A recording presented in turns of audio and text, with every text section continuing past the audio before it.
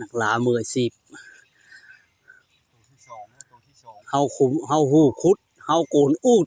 ขึ้นไม้ขึ้นไหลว่าจะเห็นโตแล้วไหมตัวที่4บ่นว่าจะเห็นโตต้มน้ำฮ้อนทาโลดตัวที่2เฮาโกนแต่ว่าเฮาได้ในตัวที่4เฉพาะป่านี่เนาะยังไม่ได้ตัวที่4โน้ตมันก็ได้นั่นแหละเฮาโมเก่งเนี่ยบ่ทำยากกว่าที่เอ้ยผู้ดังทาดังเช่ใบจากที่ไหนเดี๋ยวว่าน ายคาโตนบ่หิมดนายหิมดำใบน้อยอ่ะดิอันนี้เอาใกล้แล้วใกล้แล้วเคยสุกแล้ว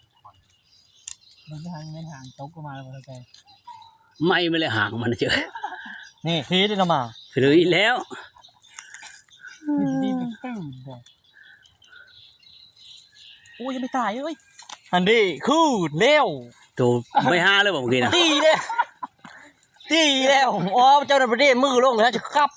ให้นั้นจะหาแต่เพิ่นละหาอ๋อตัวหุ่นใหม่นะหุ่นนำเลยอ๋ออันนี้ก็เ